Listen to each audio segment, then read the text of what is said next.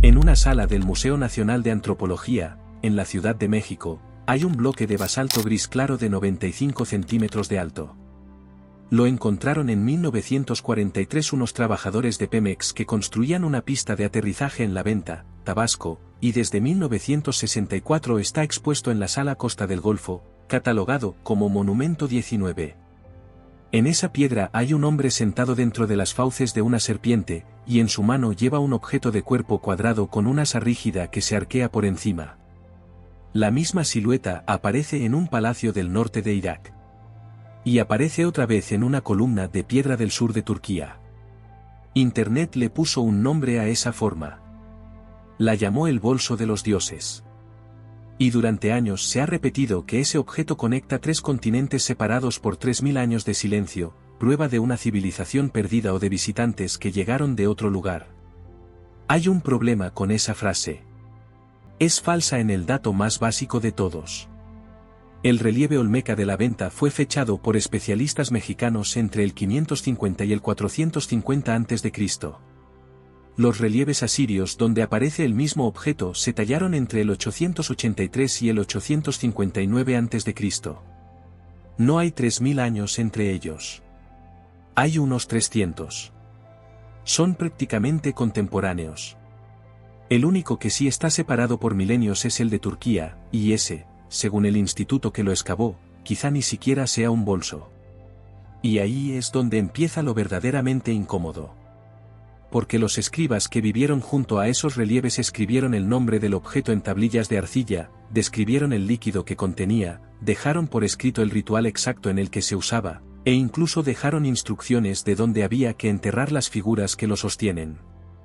Y arqueólogos británicos encontraron esas figuras enterradas, justo donde el texto decía que estarían. En los próximos minutos vas a ver el objeto real, con su nombre real, y vas a entender por qué la respuesta verdadera resultó ser más perturbadora que la leyenda. Si los misterios que pocos se atreven a contar completos te generan curiosidad, quédate hasta el final, porque lo que vas a escuchar no termina donde crees que termina. Empecemos por el argumento que hace fuerte esta historia, porque es real y merece ser tomado en serio. La forma se repite.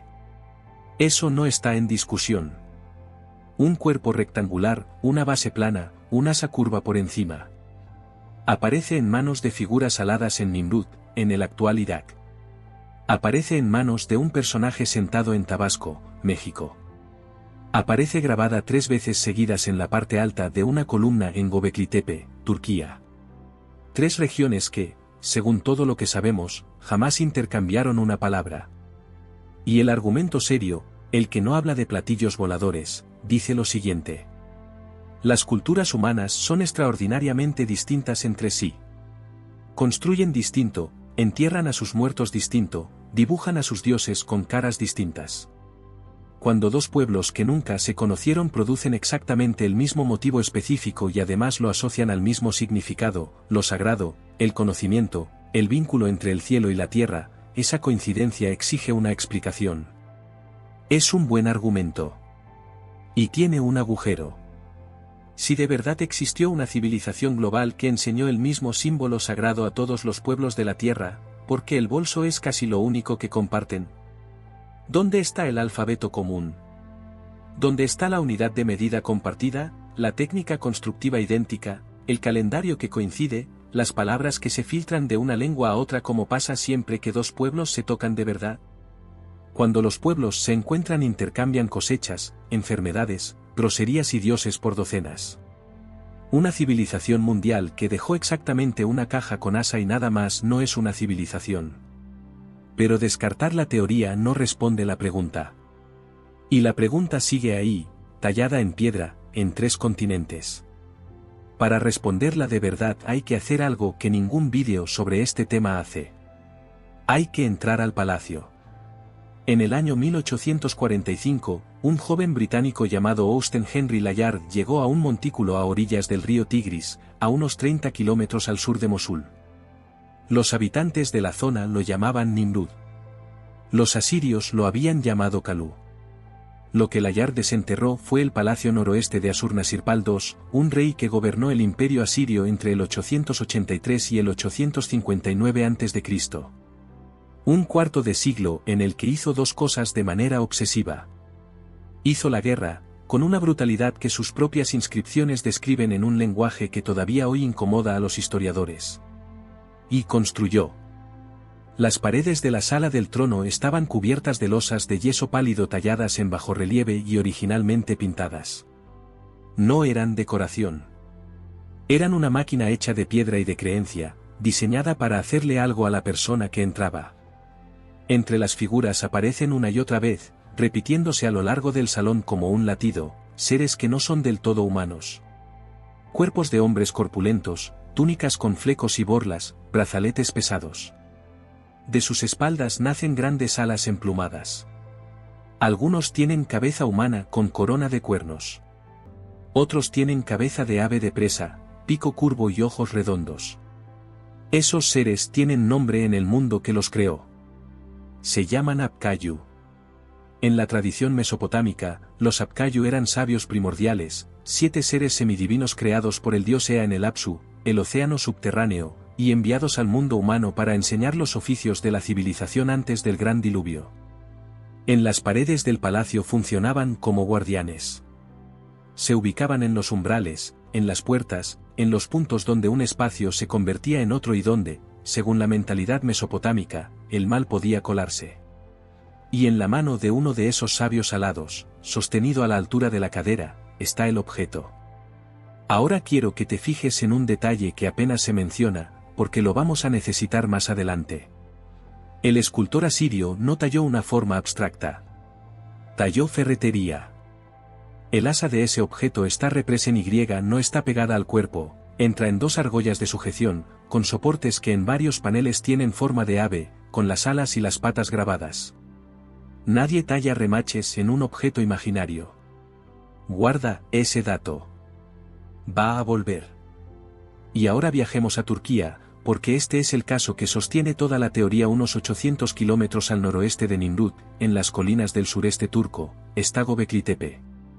Las capas más antiguas del sitio se fechan alrededor del 9600 a.C. 11.600 años.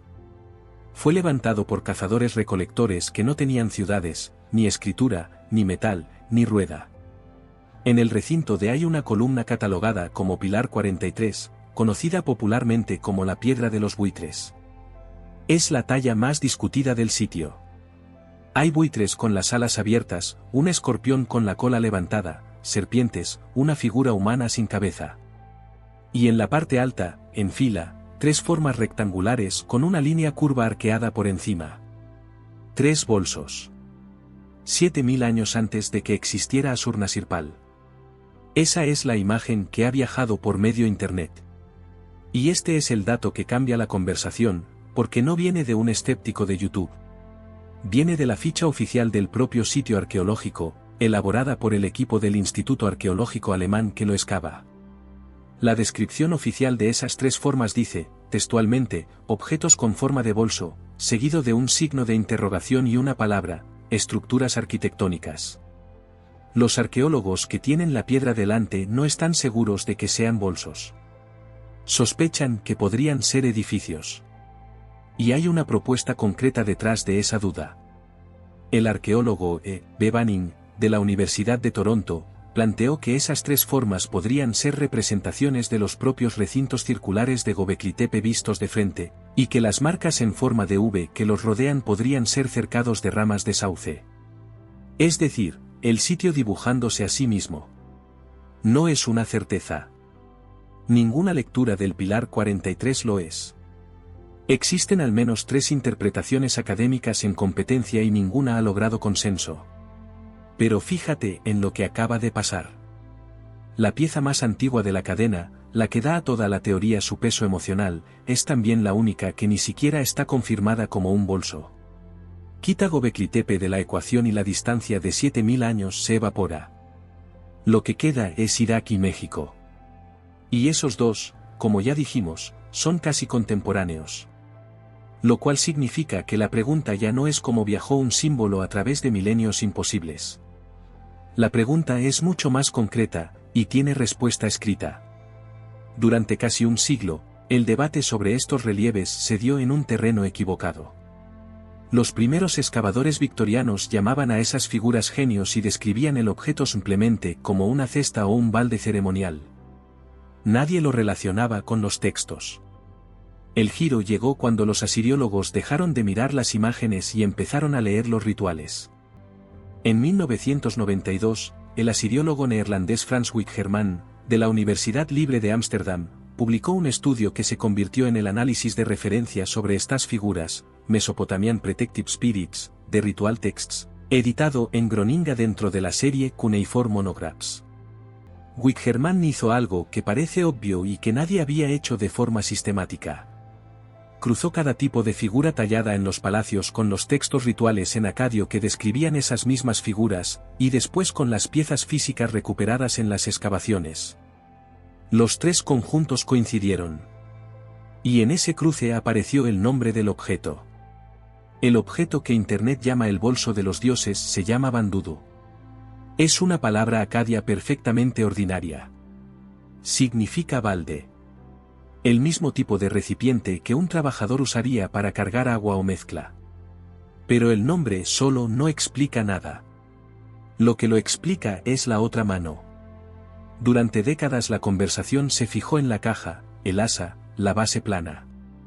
Nadie habló de lo que la figura hace con la mano libre. Y una vez que lo notas, ya no puedes dejar de verlo. En relieve tras relieve, el Apkayu no está simplemente cargando el balde. Está estirando el otro brazo hacia el árbol sagrado, o hacia el propio rey, con un objeto pequeño sujeto entre los dedos. Parece una piña de conífera. Está levantado, inclinado, en la posición exacta de alguien que va a sacudir un líquido en el aire.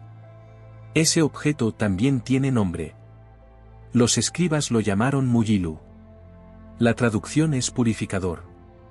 Y en el momento en que juntas las dos manos, la escena entera cambia de género. No es un dios cargando un contenedor de poder prohibido. Es un ritual de purificación congelado en el instante exacto de su ejecución. La piña se moja en el balde y se sacude hacia lo que se está bendiciendo, esparciendo gotas, exactamente como un sacerdote rocía agua bendita con un hisopo. Vale la pena decirlo con precisión, sobre el Muyilu todavía hay debate técnico. Los especialistas discuten si representa el cono de una conífera o la inflorescencia masculina de la palmera datilera, y de ahí nace una lectura alternativa según la cual el gesto sería una polinización simbólica del árbol sagrado, no una aspersión de agua. El Museo Walters de Baltimore, que conserva uno de estos relieves excavado en Nimrut en 1846, describe el gesto directamente como el Apkayu rociando con el cono el contenido del balde sobre quien entraba a la sala.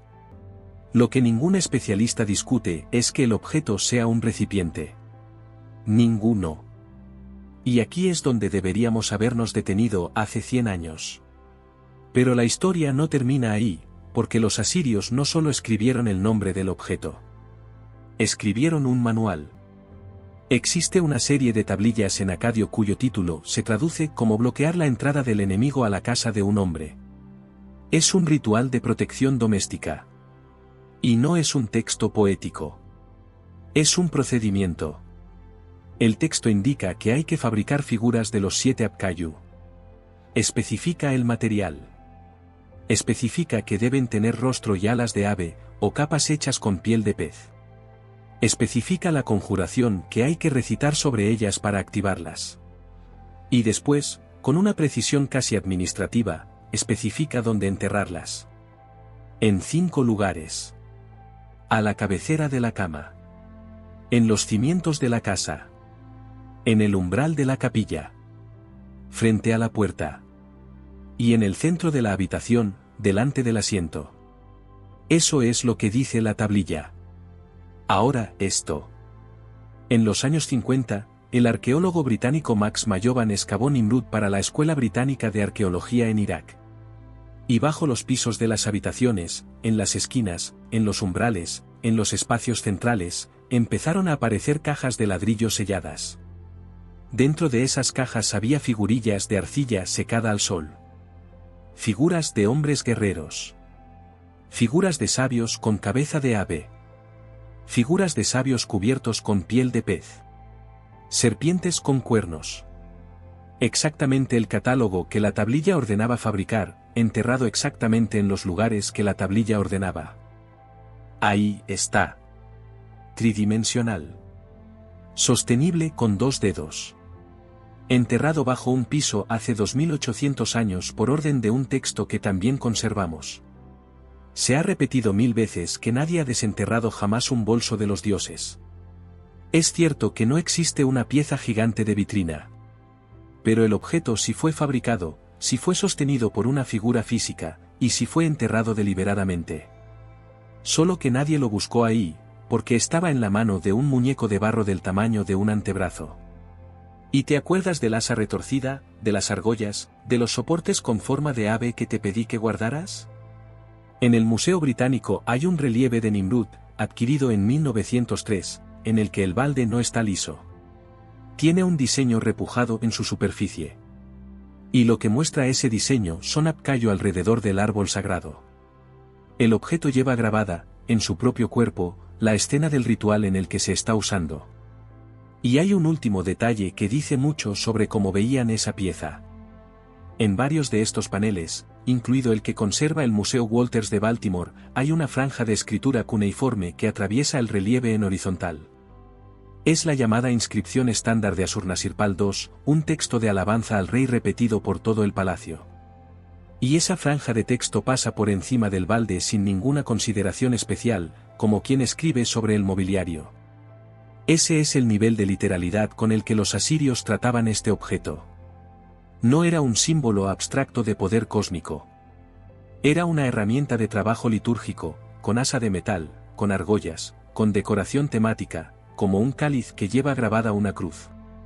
Lo cual deja una sola pregunta abierta. Si la respuesta llevaba más de un siglo publicada en catálogos de museo y en revistas de asiriología, ¿por qué seguimos contando la otra versión? Volvamos a México, porque el cierre de esta historia está en Tabasco y nadie lo cuenta. El monumento 19 de la Venta no es un objeto sin estudiar. El arqueólogo Hugo Herrera Torres, formado en la Escuela Nacional de Antropología e Historia y con maestría en estudios mesoamericanos por la UNAM, publicó en la revista Arqueología Mexicana un análisis iconográfico completo de esa pieza. Sus datos son concretos. 95 centímetros de alto, 76 de ancho, 60 de espesor, basalto gris claro. Descubierto en 1943. Fechado entre el 550 y el 450 a.C., es decir, tallado cuando la Venta ya estaba entrando en su caída. Y sobre el objeto que el mundo llama bolso, Herrera Torres es directo. Lo describe como una bolsita, propia de los actos rituales encabezados por especialistas religiosos. Un sacerdote con su bolsa. En la iconografía mesoamericana esas bolsas se asocian al copal, la resina que se quema como incienso y que se sigue quemando hoy en los atrios de las iglesias de todo México. Y hay más. En la parte media de la escena, frente al hombre y a la serpiente, hay una caja con 2 aves en los costados y el motivo de bandas cruzadas en la tapa. Bandas cruzadas es un signo olmeca identificado, con significado propio dentro de su sistema visual. Esa caja aparece en todos los vídeos sobre el bolso de los dioses. Y en ninguno se menciona que tiene un glifo en la tapa. Eso es lo que de verdad conecta a Nimrud con la Venta, y no es una nave. Es un sacerdote. 2 hombres separados por un océano, encargados los dos de manipular una sustancia sagrada delante de un poder que no se puede tocar directamente, y los dos necesitaron lo mismo, algo con base plana para que no se volcara, y un asa por encima para levantarlo sin meter la mano dentro. Esa es toda la conspiración. Es la forma que produce cualquier mano humana en el instante en que decide cargar algo sin tocarlo. Y la parte incómoda no es arqueológica. Es nuestra. Los asirios nos dejaron el nombre del objeto, el nombre del instrumento que lo acompaña, el ritual completo y las instrucciones de dónde enterrar las figuras. Cumplimos con desenterrarlas. Las catalogamos, las fotografiamos, las pusimos en vitrinas en Nueva York, Londres y Baltimore. Y después decidimos que la versión sin respuesta era más interesante. Queda una puerta abierta, y quiero ser honesto contigo sobre ella. Es Gobekli Tepe.